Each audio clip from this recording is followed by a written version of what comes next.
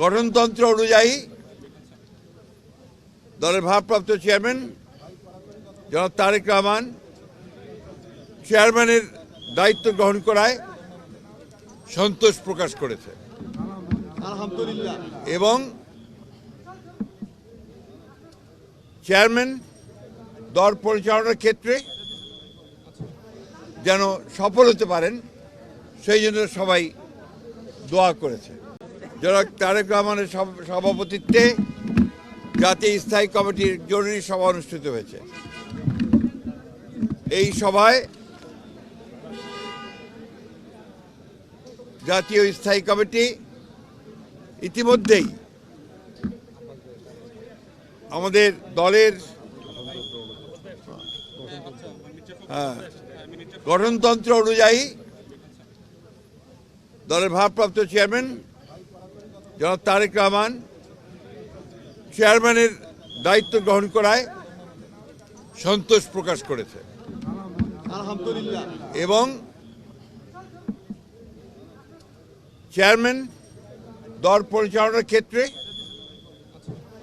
যেন সফল হতে পারেন সেই জন্য সবাই দোয়া করেছে।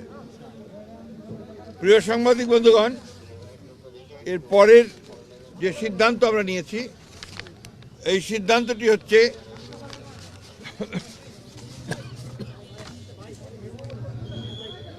নির্বাচন কমিশনের অনুরোধে বাংলাদেশ জাতীয়তাবাদী দলের চেয়ারম্যান জনাব তারেক রহমান আগামী 11 জানুয়ারি 2026 থেকে জাতীয় নেতা মৌলানা আব্দুল হামিদ খান ভাসানী ও 2024 ছাত্রগণ অভ্যুত্থানে শহীদ আবু সাইদ সহ অন্যান্য শহীদদের প্রতি শ্রদ্ধা জানানোর জন্য তাদের কবর জিয়ারত এবং কিছু পারিবারিক দায়িত্ব পালনের জন্য দেশের উত্তরাঞ্চলের কয়েকটি জেলা সফর করবেন বলে সিদ্ধান্ত নেওয়া হয়েছিল। এ ব্যাপারে নির্বাচন কমিশনের অনুরোধে বাংলাদেশ জাতীয়তাবাদী দলের চেয়ারম্যানের এই সফর স্থগিত ঘোষণা করা হয়েছে। আমরা যে স্বেচ্ছাসেবক দলের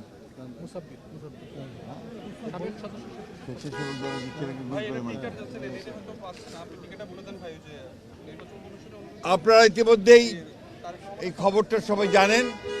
প্লিজ ভাই প্লিজ, আপনারা সবাই এই খবরটা খুব ভালো করে জানেন যে দেশের যে নির্বাচন আগামী ফেব্রুয়ারি মাসের 12 থেকে অনুষ্ঠিত হতে যাচ্ছে, সেই নির্বাচনকে বিভিন্নভাবে প্রশ্নবিদ্ধ করার জন্য, বানচাল করার জন্য একটা মহল বিভিন্নভাবে চক্রান্ত করছে। তারা ইতিমধ্যেই আপনি জানেন যে উসমান হাদিকে গুলি করে হত্যা করা হয়েছে। একইভাবে বিভিন্ন জায়গায় রাজনৈতিক দলের নেতৃবৃন্দকে, বিশেষ করে বিএনপির অনেক কয়েকজন নেতৃবৃন্দকে গুলি করা হয়েছে এবং তারা শহীদ হয়েছেন। এবং গত কয়েকদিন আগে স্বেচ্ছাসেবক দলের সাবেক সদস্য সচিব দক্ষিণে না উত্তরের সদস্য সচিব, সাবেক সদস্য সচিব মুসাব্বিরকে গুলি করে হত্যা করা হয়েছে।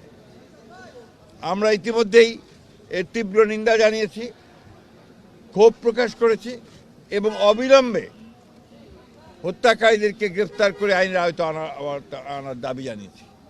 আমরা বারবার করে এ কথা